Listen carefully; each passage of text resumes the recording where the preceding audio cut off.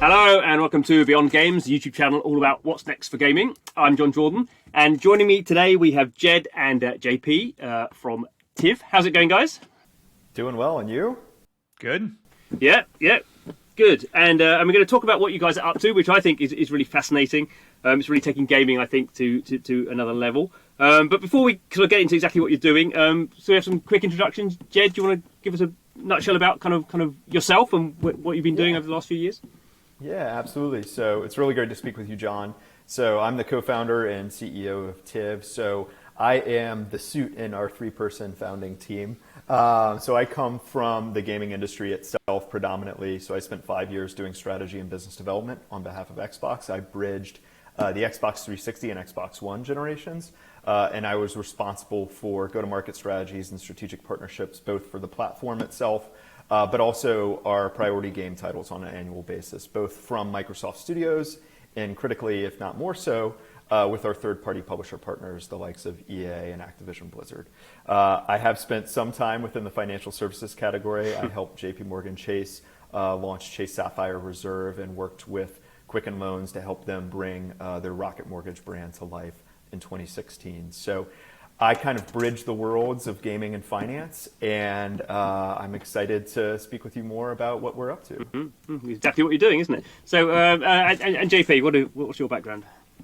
Yeah, I'll be kind of quick and dirty. I started my career actually working for Scuff Gaming in the Atlanta area. I spent a little bit of time there and then decided I wanted to launch my own brand kind of as a content creator and influencer. So launched and created the Air Japes brand, largely playing FIFA, grew that to a cross-platform audience of 500,000+ and gotten to do all the fun things in the gaming world.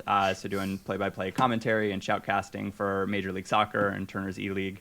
And then, doing some consulting for some larger brands here in the States on how best to engage the gaming community. That's really, I suppose, where I've spent a lot of my time, though, is building communities and then helping brands target specific communities. And so as it relates to TIV, I certainly think the gaming community has kind of deserved a product like this or needed a product like this for a long time. So Jed and I are really thrilled to be able to bring it to life. Cool. So the reward card built for gamers is sort of, I guess, your elevator pitch, your mission statement. But it actually... TIV actually means something. So do you want to sort of give us a view of the product and the concept behind it, and tell us a bit about what TIV stands for? Yeah. Go ahead, JP, because the problem started as a personal one for JP and his community.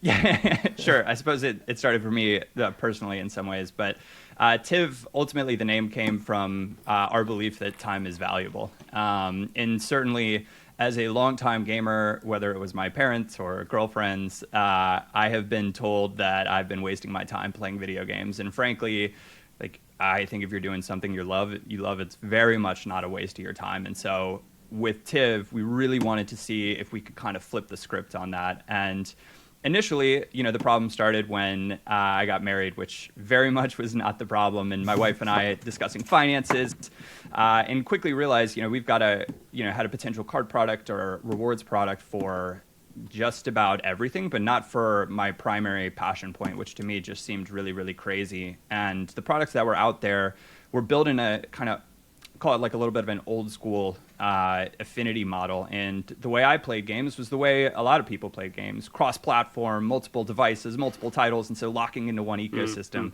just didn't ever make sense. And so with TIV, we really wanted to, kind of change the narrative and rewrite the rules and take your primary point of passion, gaming itself, and let that drive the rewards that you can actually achieve by integrating your pay and play.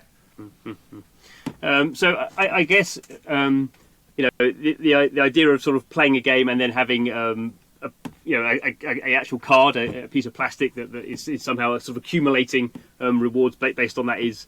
I've not seen anything like that before. I mean, we have had sort of similar monetization systems, indirect monetization systems, and I guess kind of loyalty type systems locked within maybe specific publishers or specific frameworks. So I guess part of this is actually the financial system. Maybe Jed, you know more about this. Is actually quite.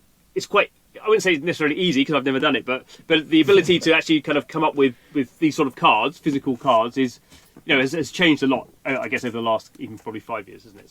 So I guess the financial system has become more open to this sort of kind of plug-in sort of product? That's a great point, and it has, but it hasn't. Okay. Particularly here in the U.S., right? The credit card rewards experience really hasn't changed that much, and for us, that was a critical insight. And I think we don't come from the traditional world of finance in particular, right? We very much come from the world of gaming, and we see that as a feature and not a bug. As we looked about how we could disrupt the financial experience. And particularly, as JP indicated, using the point of passion, in this case, gaming, to fuel your experience with financial products and services, we felt like we could create a much more meaningful and deeper relationship with gamers. And also just leverage that passion, which is, of course, as we know, virtual, and use it to fuel a rewards experience, both online, of course, but equally critical offline. And that was where we got really excited, was how we can take, John, your passion for gaming and translate that and make your dollar go further when you're in an Uber or when you're at the grocery store or you're buying gas. And that's where we're really focused, is how can we take your primary passion point and use it to touch every aspect of your life. So sort of a minor point here, but I guess kind of an interesting one. So the card is actually a physical card, because obviously we have lots of virtual cards now, and I guess Sure. that's even easier to do because you're not dealing with sending stuff out. But will you do a virtual card, a physical card, both? Yeah. How's that going to play out? Yeah, absolutely. So when we launch the product, and it'll be a rewards debit card first, because we want it to be as inclusive as possible, and credit is later in our roadmap. But you'll sign up through our dedicated app, and ultimately you'll be immediately issued a virtual card. But of course, you will also be sent a physical card. And we have some exciting things in the pipeline as to what the look and feel of that card is, but it functions as a traditional debit or credit product in the sense as you would be familiar with it, right? In the sense that your direct deposit from your employer will flow into it if you so choose. You can move money from your digital wallets in and out of your TIV account. So in that case, you can use it anywhere and everywhere you would a quote-unquote traditional financial product. It's just been designed to be a wholly different experience in the way you use it, in terms of integrating your spending activity offline and your gaming activity online. So I guess kind of people now just going, great, I'm playing loads of games at the moment, and now they're kind of thinking that they can suddenly start to generate probably tons of money through playing games. Presumably that's not the case. Can you sort of unpick a little bit about how the the reward system works? Because clearly, if you're giving some sort of reward, whether that's financial or kind of any other, that has to be created from somewhere. You obviously don't have the proverbial magic money tree that you are sort of handing out to people. If you have one, we're yes, working on well, that, John. I wouldn't be doing this podcast if I was, but No, I'll let JP take that. Yeah, so ultimately, the time that you spend playing games, what it does is it amplifies your rewards rate cross-category, no matter where you're spending, how you're spending, so that we can actually offer a higher, rewards point scale to most credit products on a debit product, which we think is really, really exciting. And we kind of say, like, no spending category BS, as you've got it on the screen now too. But we think traditionally, like, financial products have wanted you to kind of play their game, spend where you want, or spend where they want you to play. And we want to give power back to the community and say, spend on whatever it is that you guys want to, and let your passion really drive the rewards rate that you're able to achieve with our product. And are you integrating with sort of game companies to buy into this?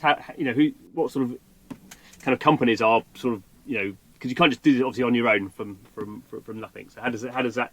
Because that's probably the difficult bit, is to kind of get buy-in from these other companies, because you're earning a sort of slice of some other transactional value. Yeah, but I mean, that's what's exciting, right? You'd imagine that maybe there'd be some third-party hesitancy in terms of what we're building, but we were very intentional about the way we wanted to design the product, and obviously, first and foremost, benefit the gaming community, right? But how can we also create value for industry players, platforms, and publishers themselves? So we've been really pleasantly surprised with the reaction so far in our discussions with potential partners. And ultimately, right, we're designing a product where they have a natural incentive to partner with us, because TIV is designed to increase player engagement, right? Self-expression, play the games that you want and love, and you'll earn rewards for the time that you spend playing them, right? But also what we know to be true, right, in gaming is that the more time you spend playing a game, of course, the more likely, if it's a free-to-play game, the more likely you are to spend money on that game, right?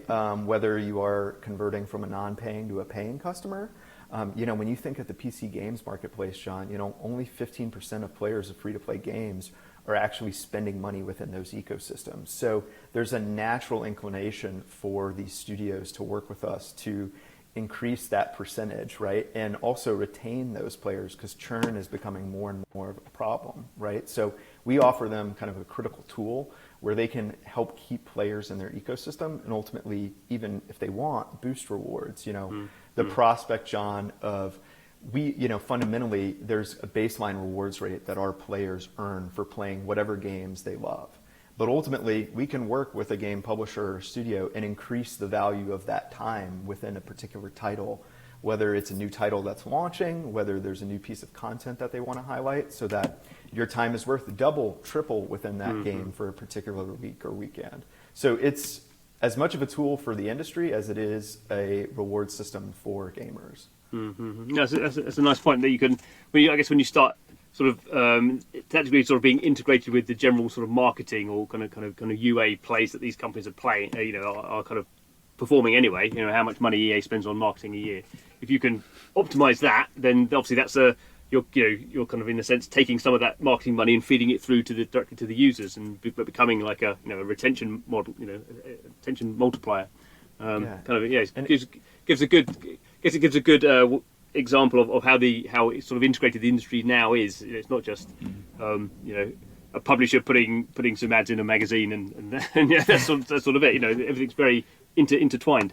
So John, there's one other thing I think that I'd love to call out, because you mentioned obviously EA, and we're obviously speaking with the AAA and the AA publishers, but I think equally critical for us, right, is game discovery, right? And there's not many opportunities for indie studios in particular to help people find their games and play their games. And so it's really important for me and JP, we kind of loosely refer to it as the TIV network, right? Which is affording the opportunity for indie studios, whether they're, pushing out PC games, whether it's mobile or, even cross-platform perhaps, right?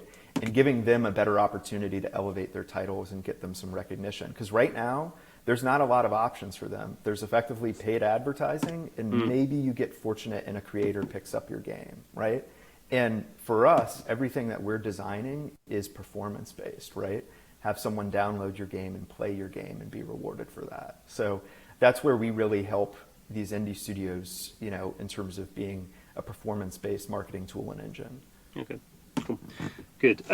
So that's sort of the vision. We've kind of touched upon kind of how it works. I guess you guys are sort of startup mode, although you've got to a certain level. So you've recently raised $3.5 million in funding. So that's a good kind of starting point, I suppose. But kind of what's the roadmap? What's the people can sign up, go on a wait list. What's the kind of planning for you to actually get something up and running and out?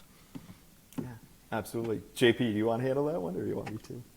Sure. I think unsurprisingly, we've got a couple components here, right? You've got your card component, and then you've got the gameplay, component as well. And so we've got our waitlist sign up on the site, and we'll be inviting beta users to that later on this year. We want to make sure that it's a really fantastic experience, top to bottom. And so, it's important for us. And we've been really, really excited by the response so far. I think there's a definite need for this in the community. So that'll start happening towards the end of this summer, and we'll be looking towards a full card launch here Q4 this year. Okay, that's pretty quick then. I should point out, I think this is US citizens only. Is that right?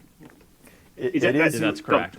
It is U.S. only, and we'll keep our focus for the time being, but it is a global problem, right? And we see a global need. Now, just the advantage of the US being a big market, and obviously having, as soon as you deal with another country, then all the kind of all the legal stuff becomes an entirely different landscapes. Yeah. So, how big can this thing kind of scale? Is it? I guess it's one of those products that sort of the more people are using it, then obviously kind of the more ability you have to go to sort of partners and say, we've got this big scale kind of audience, and then you can sort of then can give more rewards, and then you get more audits. So it's that sort of roll-up thing. Is it? I imagine the hard thing is at the beginning when you don't have many people using it, and probably at the beginning people are not so maybe not using it as their main account because they've already got sort of their your checking accounts, as you say. They've already got that sort of set into place. So do you need to sort of get people to kind of leave the current financial system and sort of adopt this wholeheartedly? Is that sort of one of your main kind of challenges in the early stages? Yeah, I think no question, right? And that's a challenge, obviously, for any startup, right? That product market fit. I think the way we're approaching that, and this was really important to both me and JP from day one, right, is that this is a universal problem for gamers, and we think that's why it's such an amazing opportunity. But at the same time, we wanted to design a product and associated technology that could really make the product as inclusive as possible for the total addressable market of gamers. So for us, that was really one of the ways we came to using your gameplay as the means to amplify your rewards across all spending categories. Because, there's 164 million US adults who self-identify as gamers, right? That's 2/3 of the adult population here. And our key was to create a product that could provide value to most, if not all of them, right? Versus, maybe the 1% to 2% of that population that are effectively the whales of gaming, right? And so for us, that's what's really special, we believe, about the technology we're developing that integrates your gameplay with your spending, because it opens up TIV to be a product that could be meaningful to you, just so long as you're playing a couple hours a day and a few hours a week. Okay. So it's really at that level, you don't have to be like be throwing 40 hours a week at gaming. No, I think you're more along the lines of 40 hours a month, and you're totally good. So it's something that we really feel is inclusive, and I think that's part of the reason that we focused on the time spent gaming. Whether you're good, whether you're bad, as long as you're having fun and enjoying your passion, like, we feel like time is the great equalizer there. And so some games I'm good at, some games I'm not so much, and some of the games that I'm not so good at, I tend to like more, and we want to be able to reward people for doing what they love. Good, excellent. Well, I think that's all the questions I had for the time being, and obviously we can kind of keep in touch with you guys as you kind of power towards your launch. I think it's kind of fascinating. You can imagine, is that sort of thing that kind of I guess we've all gone through with people particularly in our families, kind of saying, well, that's a total waste of time, and so it's kind of it's interesting. And you can imagine people, certainly kind of children these days, feeling actually that everything they do is as digital natives kind of should in some way be kind of creating economic value, and so I think you kind of play very strongly into that concept. So you can kind of see be good. And always imagine at some point people will have a debit card with Mario on it. That seems to be sort of a vision. Quite if you can do a deal with Nintendo, that would be. Hey, if it has Wario's new outfit from Mario Golf, I'm there for that. Cool. We look forward to that. So anyway, just like to say thank you very much to Jed and JP for talking us through what they're planning, and obviously we'll put the links into to early access if you want to sign up for that waitlist. But thanks, guys, for your time. Thank you, John. Thank you very much, John. Love what you guys are building with Beyond Games. Thank you very much. And if you also are enjoying with what we're doing with Beyond Games, and please subscribe to the channel and keep up to date with this kind of interesting world where sort of games are sort of eating the world, and also obviously being impacted by what's going on in the world. I think that's a kind of really fascinating thing to do. So that's why I'm interested in Beyond Games. Hope you are too. Thanks for watching, and see you again soon.